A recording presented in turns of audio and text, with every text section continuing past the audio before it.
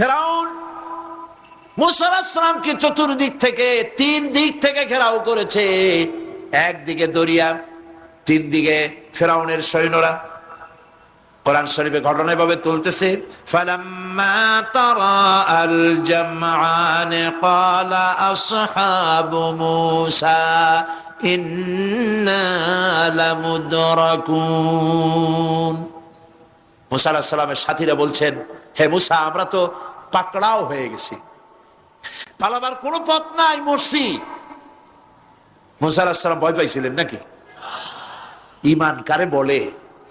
হযরত মূসা আলাইহিস সালাম বললেন, কাল্লা ইন্না মা'য়া রাব্বী সায়াহদিন।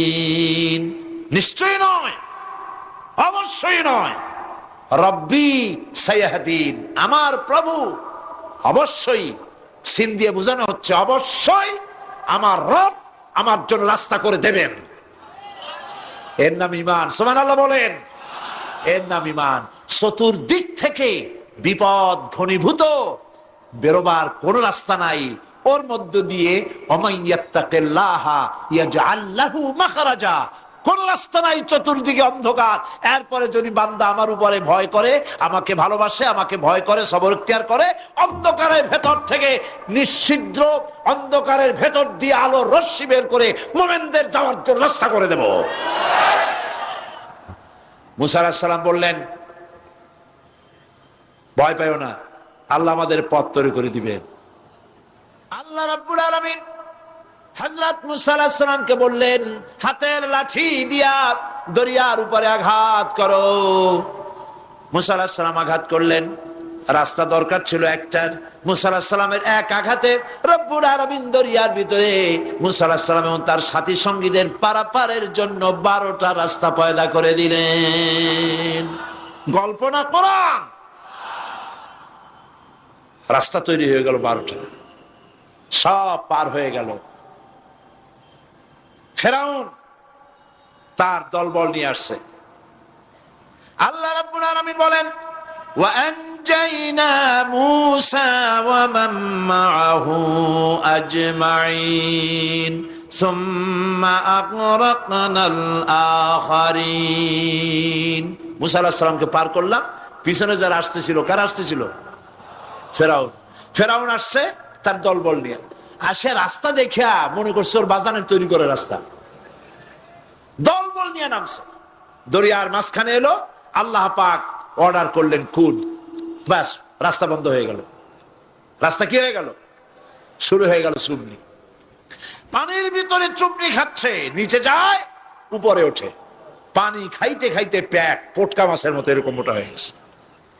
ডুবে ডুবে সব মরছে। এখন ফেরাউন একা, কেউ নাই। ফেরাউন একা।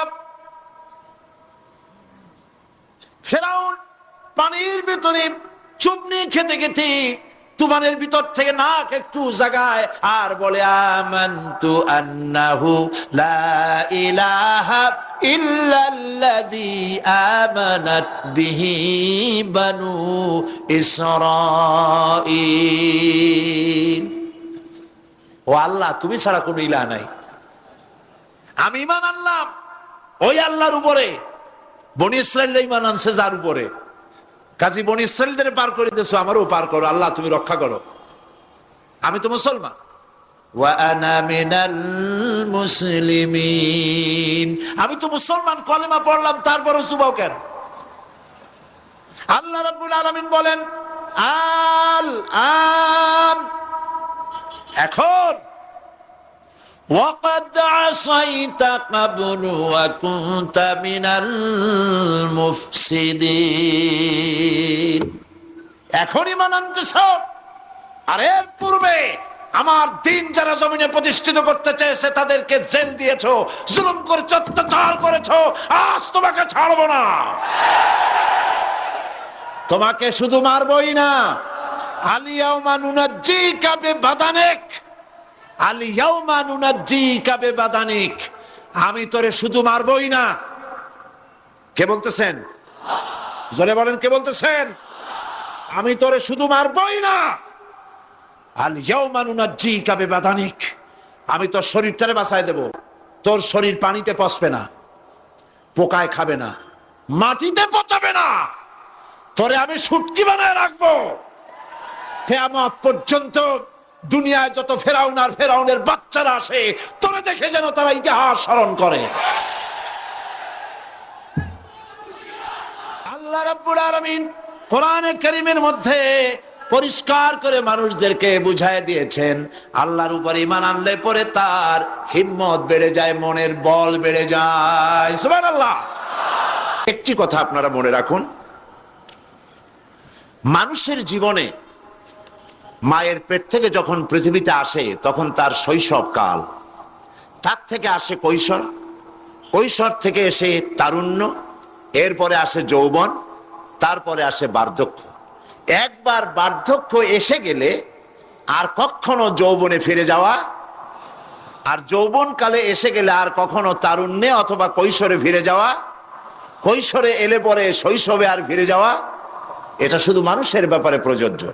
খুব লক্ষ্য করুন, এটা শুধুমাত্র মানুষের জন্য প্রযোজ্য, সৃষ্টির প্রাণী জগতের জন্য এটা প্রযোজ্য যে যৌবন থেকে বার্ধক্যে গেলে আর যৌবনে ফিরে যাওয়া যায় না। কিন্তু এই কথা একটা জাতির ব্যাপারে প্রযোজ্য নয়।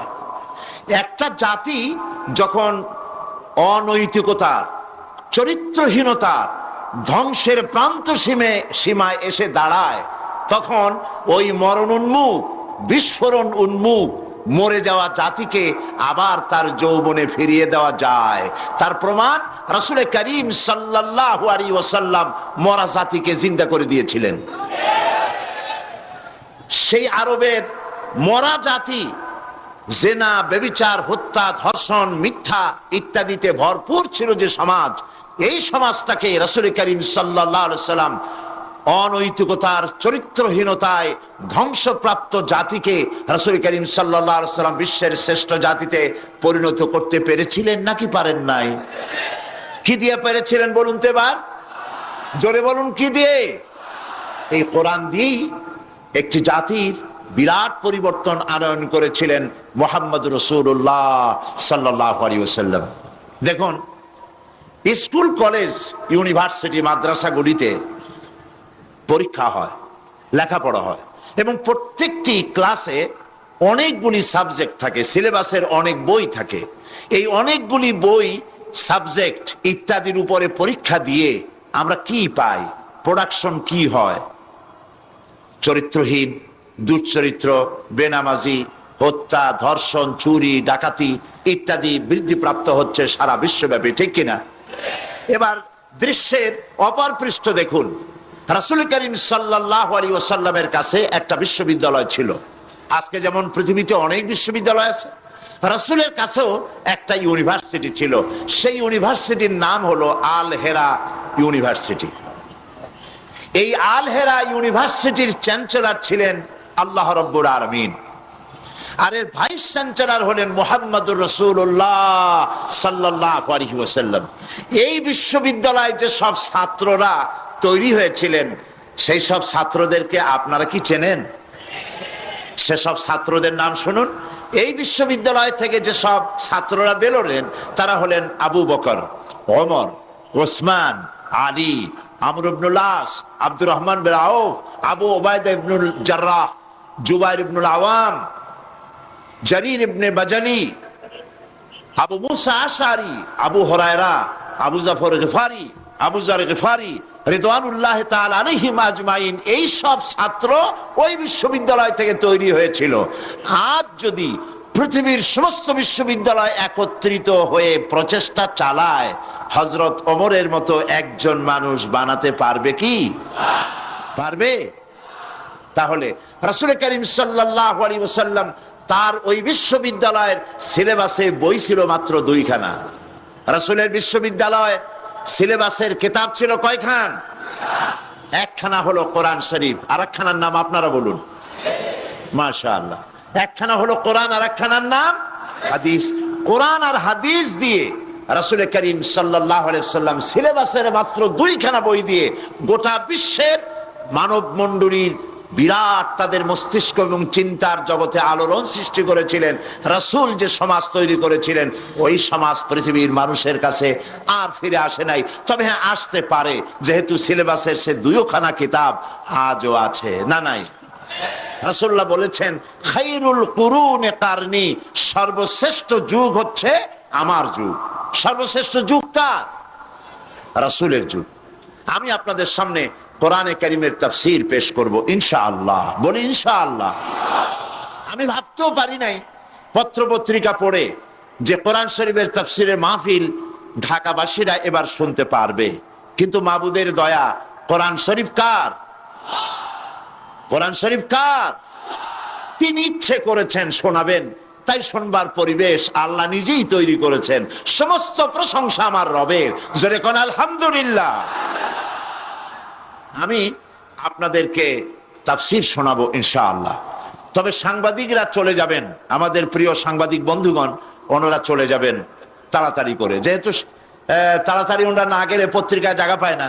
এই জন্য প্রতি বছর আপনারা জানেন যে আমি যা আলোচনা করতে চাই তার একটা জিস্ট, সামান্যতম কিছু কথা তাদের জন্য আমি বলি, যাতে করে তারা পত্রিকায় দিতে পারেন। কারণ হলো, এইখানে যত লোক আসছেন, এইটাই তো বাংলাদেশ, বাংলাদেশের পুরোটা না, সামান্য কিছু লোক আমরা আসছি। সারা দেশের মানুষ জানতে পারবেন ওনাদের মাধ্যমে, যদি ওনারা মেহেরবানি করে এটা পত্রিকায় হাইলাইট করেন। ঠিক কিনা বলেন?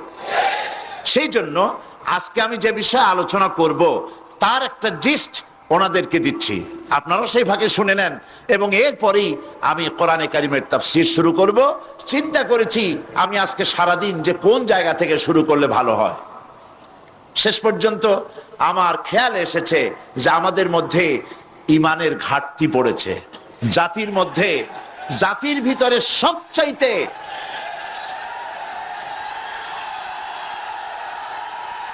জাতির মধ্যে সবচাইতে যে জিনিসের ঘাটতি হয়েছে তার নাম কি? ঈমান। আমি আজকে ঈমানের ব্যাপারে কথা বলবো ইনশাআল্লাহ। সেটা কোন সূরা থেকে আমি শুনায় দেই। সূরা আস-সাফের 10 এবং 11 নম্বর আয়াত থেকে আমি তাফসীর শুরু করব ইনশাআল্লাহ। আল্লাহ যদ্দুর নেন, আজকে পারলে পুরোটা আজকে করব, না হয় কালকে করব, না হয় শেষ দিনে পুরোটা শেষ করে ফেলবো বেমাশিয়াতিল্লাহ তাআলা। আমি আল্লাহর কাছে সাহায্য চাই যে কথাগুলি পড়লে পরে এই সময় গোটা জাতির জন্য উপকার হবে, আমার জন্য, আমার দেশের জন্য, আমার জাতির জন্য, আমার মাজলুম জনতার জন্য যে কথাগুলি ফায়দা হবে, আল্লাহ পাক সেই কথাগুলি যেন বলার তৌফিক তারে গোলামকে এনায়েত করেন। কোরআনের কেউ যদি প্রশ্ন করে যে কোরআনের মূল টার্গেট কি, কি জিনিসের দাওয়াত মানুষের সামনে কোরআন পেশ করেছে, তাহলে বলতে হয় যে দাওয়াতটা দিয়েছে সর্বপ্রথম, সে দাওয়াতের নাম হচ্ছে ঈমান। সে দাওয়াতের নাম ঈমান। বিস্তারিত কথা আমি সামনে বলবো। তো আমি এখন যে জিস্ট সাংবাদিক ভাইদের জন্য বলতে চাই সেটা হলো এই, যে মুমিন ব্যক্তির নিকট ইসলামের সর্বপ্রথম দাবি হচ্ছে ঈমান। আর এই ঈমান আল্লাহ এবং তার রাসূলের পেশকৃত কতগুলি বিষয়ের প্রতি নিঃশর্ত বিশ্বাসের নাম হচ্ছে ঈমান। শুধু নামাজ, রোজা এবং ওমরা পালনের মাধ্যমে ঈমানের দাবি পূরণ হয় না। জীবনের সকল দিক এবং বিভাগে আল্লাহ এবং রাসূলের পূর্ণাঙ্গ নিঃশর্ত আনুগত্যই ঈমানের দাবি। এর বিপরীত আচরণের নাম মুনাফিকি বা কুফরি। আমাদের দেশে দুর্ভাগ্যজনকভাবে, অত্যন্ত দুর্ভাগ্যজনকভাবে রাষ্ট্রীয় পৃষ্ঠপোষকতায় ঈমানের বিপরীত কার্যক্রম শুরু হয়েছে। যেমন আগুনকে সম্মান প্রদর্শন করা, ভাস্কর্যের নামে যত্রতত্র মূর্তি নির্মাণ করা, মানুষের প্রতিকৃতি ছবি স্থাপন এবং তাতে মাল্যদান করে মাথা নিচু করে সম্মান প্রদর্শন করা, কপালে তিলক পরা, হিন্দুয়ানি কায়দায় বর্ষবরণ করা, বসন্ত মেলা, পৌষ মেলা, ভালোবাসা দিবসের নামে বেহায়াপনা, মঙ্গল প্রদীপ জ্বালানো ইত্যাদি বাঙালি সংস্কৃতির নামে যা কিছুই করা হচ্ছে তার অধিকাংশই দ্বীন এবং ঈমানের সাথে আদৌ সঙ্গতিপূর্ণ নয়। আমরা লক্ষ্য করেছি দেশে যেটা হচ্ছে, সেটা হচ্ছে হজ এবং উমরার নামে আমাদের নেতৃবৃন্দ এবং সরকারের উচ্চ পর্যায়ের ব্যক্তিবর্গ হজ এবং উমরার নামে মক্কা মদিনা গমন করেন, কিন্তু দাদা বাবুদেরকে খুশি করার জন্য গয়া, কাশী বা শান্তিনিকেতন থেকে সংস্কৃতি আমদানি করেন। এটা আর যাই হোক, এর নাম মুসলমানই নয়, এর নাম হচ্ছে সুস্পষ্ট মুনাফিকি।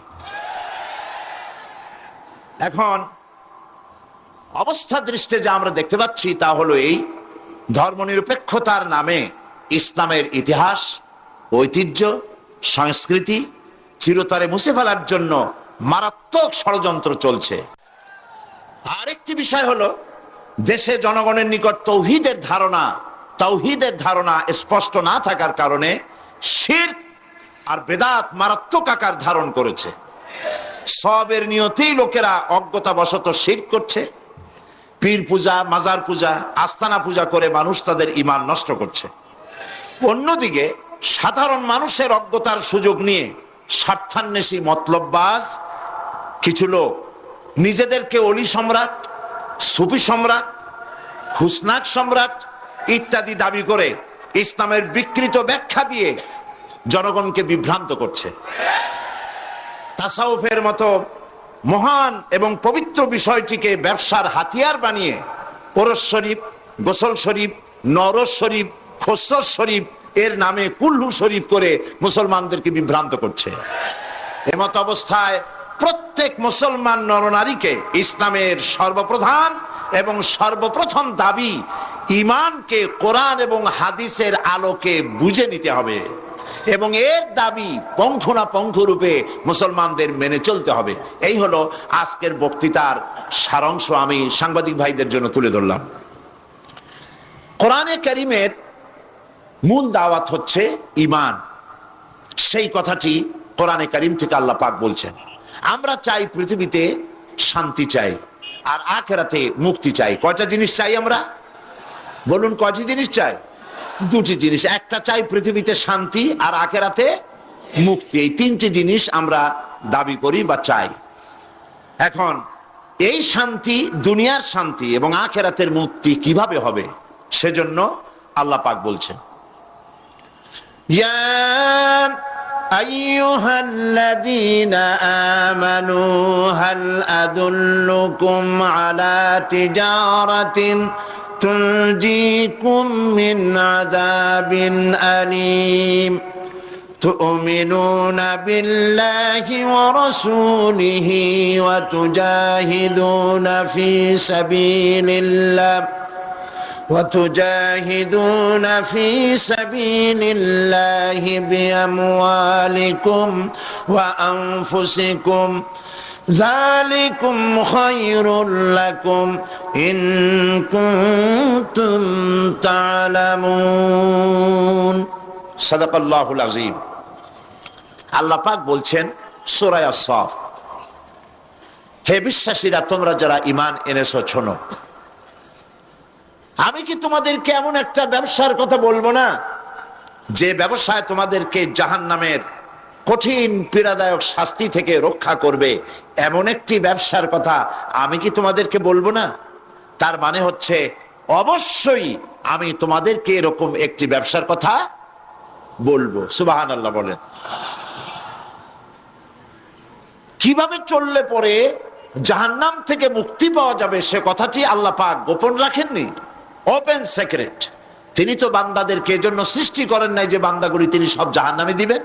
তিনি তৈরি করেছেন মানুষকে হেদায়েত যেন তারা পায়, সেই জন্য আল্লাহ পাক তাকে জ্ঞান দিয়েছেন, নবী দিয়েছেন, কিতাব দিয়েছেন। আল্লাহ পাক বলছেন আমি অবশ্যই এমন একটা ব্যবসার কথা তোমাদেরকে বলবো। সেই ব্যবসাটা কি?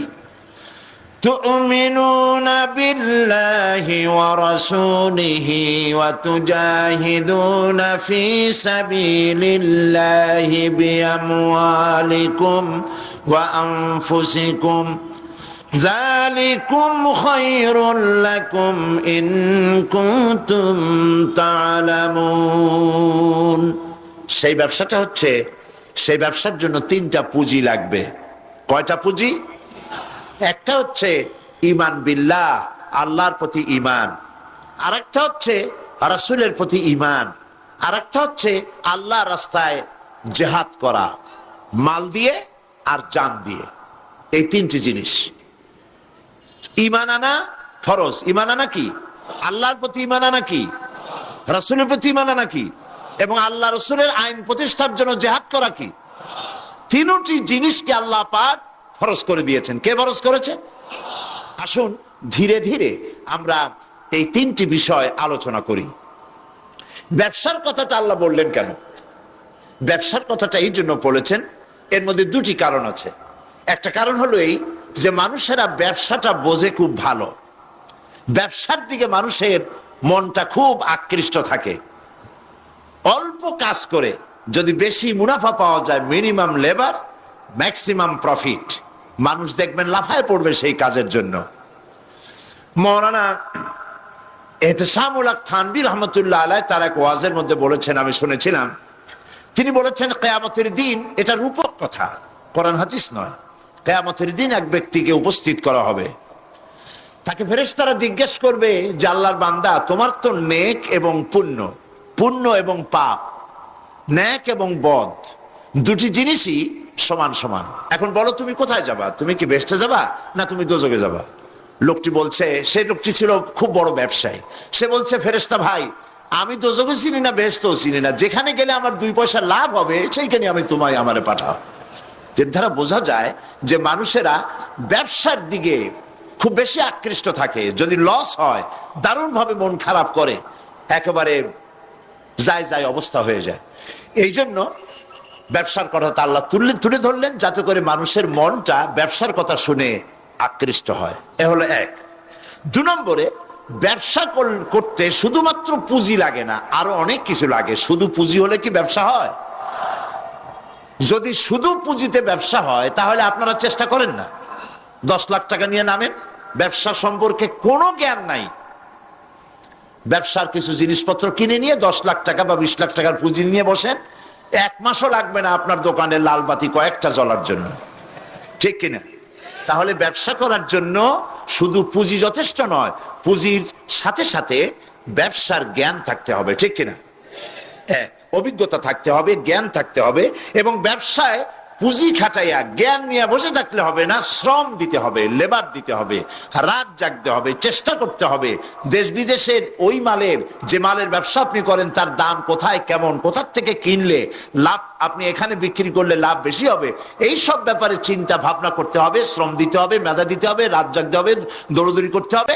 এত কিছু করার পরে তারপরে ব্যবসা হওয়ার সম্ভাবনা আছে, তবে লসের সম্ভাবনাও উড়ায় দেওয়া যায় না। আল্লাহ পাক বলছেন আমার সাথে একটা ব্যবসা করো, এই ব্যবসাটা হলো ঈমানের ব্যবসা। এই ব্যবসাটা কিসের ব্যবসা? ঈমানের ব্যবসা। এই ব্যবসার জন্য, এই ব্যবসাটার উদ্দেশ্য কি? জাহান্নাম থেকে বাঁচা। বলেন ব্যবসার উদ্দেশ্য কি? জাহান্নাম থেকে বাঁচার জন্য একটা ব্যবসা আমার সাথে করো। সেই ব্যবসাটার পুঁজি হলো ঈমান, সেই ব্যবসার ক্যাপিটাল কি? ঈমান। সেই ঈমান লাগাইয়া বসে থাকলে হবে না, শুধু পড়লে হবে না লা ইলাহা লা ইলাহা, অল্প দিবা, লা ইলাহা ইল্লাল্লাহু মুহাম্মাদুর রাসূলুল্লাহ, এই কলেমার পুঁজি খাটাইয়া বসে থাকলে হবে না, ঈমানের জন্য পুঁজি খাটাতে হবে। পুঁজি হলো জাহান্নাম থেকে বাঁচার জন্য, পুঁজি হলো ঈমান। সেই ঈমান খাটাইয়া কলেমা পড়ে বসে থাকলে হবে না, শ্রম দিতে হবে, চিন্তা করতে হবে, রাত জাগতে হবে। যার উপরে ঈমান এনেছেন তার উপরে ঈমান আনার কারণে যদি অত্যাচার আসে সহ্য করতে হবে, বরদাস্ত করতে হবে। এরকম নয় ঈমান এনেছি এই কথা বলবেন, আহাসিবান নাসু আন ইউতরাকু আন ইয়াকুলু আমান্না ওয়া হুম লা ইফতানুন। আল্লাহ রাব্বুল আলামিন বলেছেন, লোকেরা কি একথা ভেবেছে ঈমান এনেছি এই কথা বলার সঙ্গে সঙ্গে বিনা পরীক্ষায় আমি তাদেরকে জান্নাত দেব, এটা কি মনে করে নিয়েছে নাকি? ওয়া হুম লা ইফতানুন। তাদেরকে পরীক্ষা করা হবে না? অবশ্যই পরীক্ষা করা হবে। শুধু ঈমান এনেছে এই পুঁজি ঘাটালে হবে না, পরীক্ষা দিতে হবে, কষ্ট করতে হবে, মার খাইতে হবে, জেলে যেতে হবে, পরিশ্রম করতে হবে। এই ময়দানই হচ্ছে উত্তপ্ত ময়দান। এই ময়দান কি ময়দান? এইটা কুসুমাস্তীর্ণ নয়, এটা কণ্টকাকীর্ণ ময়দান। সুতরাং আল্লাহ পাক বলছেন পরীক্ষা দিতে হবে। এই ঈমান আনলে পরে ঈমানের পুঁজি খাটায়া, তুমি যেমন ব্যবসার পুঁজি দিয়া চুপ করে বসে থাকলে যেমন ব্যবসা হয় না, এখানেও ব্যবসা হবে না কলেমা পড়িয়া। শুধু কলেমা পড়তে হবে, বিশ্বাস করতে হবে, এটার জন্য কাজ করতে হবে, এবং কালেমা ভিত্তিক শাসন প্রতিষ্ঠার জন্য আন্দোলন করতে হবে, ময়দানে থাকতে হবে। আর এই কাজগুলি করলে পরে তখন আল্লাহ রাব্বুল আলামিন রাজি হবেন, খুশি হবেন, এর পূর্বে নয়। তবে দুনিয়ার ব্যবসা করতে গেলে সেই ব্যবসায় লাভও আছে, নোকসানও আছে। আল্লাহ রাব্বুল আলামিন বলেন, আমার সঙ্গে যে ব্যবসাটা করবে ওই ব্যবসাটা হচ্ছে তিজারাতান লান তাবুর। আমার সাথে যে ব্যবসা করবে এই ব্যবসায় নোকসানের কোনো সম্ভাবনা নাই, কোনো লস নাই। বাঁচলেও লাভ, জেলে গেলেও লাভ, ফাঁসির মঞ্চে চললেও লাভ, মরে গেলেও লাভ, মার খাইলেও লাভ। এটা সব জায়গায় লাভ আর লাভ। সুবহানাল্লাহ বলতে ইচ্ছে করে না? কারণ তুমি মার খাচ্ছ কার জন্যে? জেলে যাচ্ছ কার জন্যে? ফাঁসির মঞ্চে চড়ছ কার জন্যে? সুতরাং তোমার তো কোনো দুঃখ থাকার কথা নয়, তোমার তো কোনো চিন্তা থাকার কথা নয়।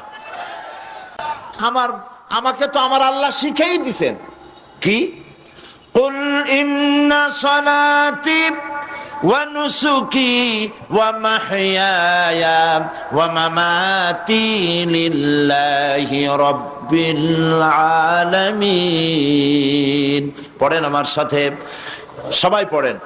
ইন্না সালাতি ওয়া নুসুকি ওয়া মাহইয়ায়া ওয়া মামাতি লিল্লাহি রাব্বিল আলামিন। আল্লাহ পাক বলেন, বলো নিশ্চয়ই আমার নামাজ, আমার কুরবানি, আমার হায়াত, আমার মওত সবকিছু আল্লাহ রাব্বুল আলামিনের জন্যে। কার জন্যে? তাহলে মুমিনের কি কোনো দুঃখ থাকার কথা, কোনো কষ্ট থাকার কথা? নিশ্চয়ই নয়।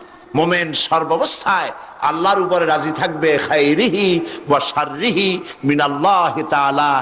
আমার উপরে যদি কোনো বিপদ আসে অথবা আমার যদি কোনো সুখ আসে, সবকিছু কার পক্ষ থেকে? হয়রান হওয়ার, পেরেশান হওয়ার কোনো কারণ নাই। আমার জন্য যা হয় তার মধ্যে কল্যাণ আছে। আমি বুঝি না কল্যাণটা কত দূরে, তবে কল্যাণ হবেই হবে ইনশাআল্লাহ। আল্লাহ পাক বলছেন, শোনো, আল্লাহর উপরে ঈমান আনতে হবে। তুমিনুনা বিল্লাহ। আমরা কি জাহান্নাম থেকে বাঁচতে চাই? তাহলে আল্লাহ পাক বলছেন আমার উপর ঈমান আনো। এখন আল্লাহর উপর ঈমান আনার জন্য 4টি শর্ত আছে। কয়টি শর্ত? মুখস্থ করেন। আল্লাহর উপর ঈমান আনার জন্য 4টি শর্ত। 1 নম্বরের শর্ত হচ্ছে আল্লাহ পাক আছেন, এটা বিশ্বাস করতে হবে। অনেক মুমিনও অনেক সময় প্রশ্ন করে বসে বিপদ দেখে, আল্লাহ কি আছে? এই চিন্তাই এই ধরনের পেরেশানি আর হতাশ হয়ে কথা বলতে পারে কেবলমাত্র যাদের ঈমান যত দুর্বল, বিপদে তারা তত বেশি হতাশ হয়।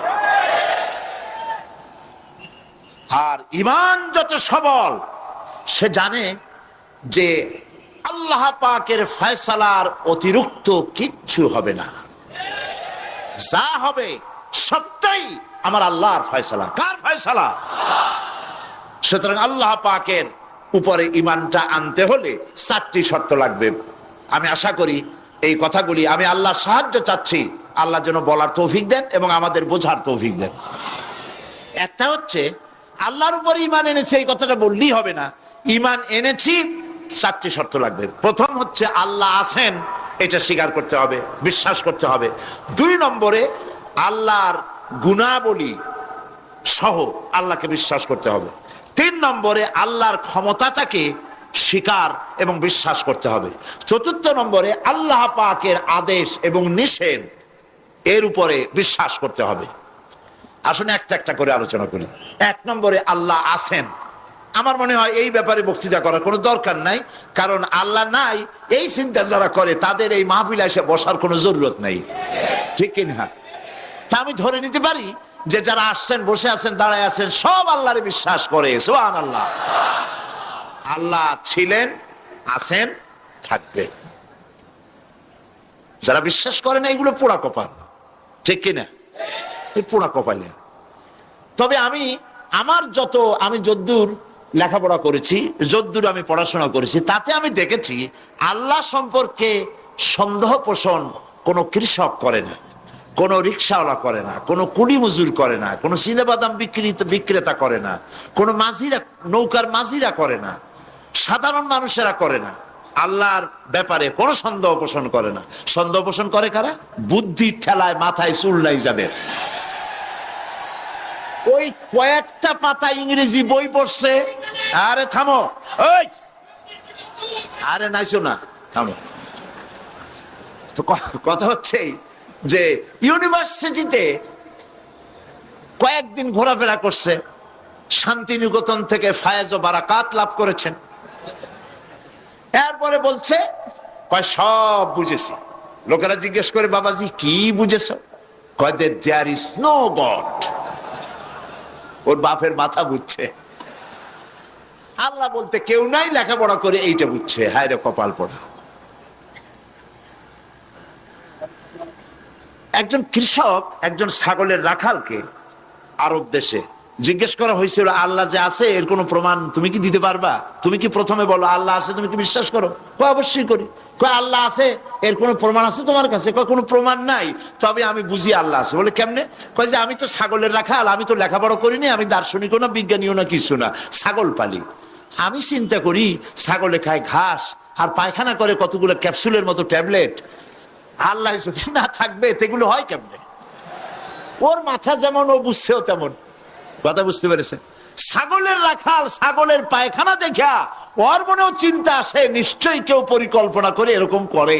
কিন্তু ইউনিভার্সিটিতে কিছু সংখ্যক শিক্ষক আছেন, জনগণের 12 কোটি মুসলমানের পয়সা দিয়া বেতন খায়, আর বলে আল্লাহ নাই। একজন তো এই কথা কয়ে মরেই গেছে। মরার সময় বেচারা বুঝতে পারছে যে কবরে গেলে দশাটা কি হবে, সেই জন্য কবরে যাব না। বলে দিল আমার দাফন করবে না, কাফন দিবা না, জানাজা দিবা না, এমনি নিয়া ফেলাইতো। তারপরে কি বলে মেডিকেল কলেজে দিয়ে দিও, ছেলেরা আমাকে অপারেশন করিয়া কাটাছেড়া করিয়া অপারেশন শিখবে। তার ওসিয়ত অনুযায়ী কাজ হয়েছে। এত বড় বুদ্ধিজীবী, তো তার ওসিয়ত তো শোনাই লাগে। ওর কাফনও হয় নাই, দাফনও হয় নাই, গোসলও হয় নাই, কপালে নাই, কি হবে? তারপরে থুইছে বারডেমের মধ্যে। কিছুদিন পর তাকে পাঠানো হয়েছে মেডিকেল কলেজে।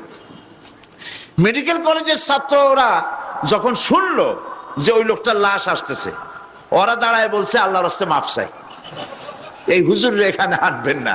উনি বেঁচে থাকতে আল্লাহরে অস্বীকার করছে। এখন ওনারে কাইটা যদি আমরা অপারেশন শিখি, তাহলে যে রুগীরে ধরবো যাও বাস পেয়ে ওইটা মরবে। কাজী এরার ভিড়া।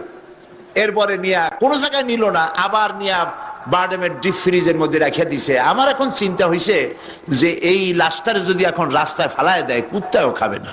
কারণ আমার দেশের কুত্তা, আমার দেশের কুকুরেরা এতটা অভদ্র না যে কুকুরে এত পুরানা বাসি লাশ খাওয়ার মতো আমাদের কুকুর এত বেয়াদব হয় নাই, এতটা অসভ্য হয়ে পারে না।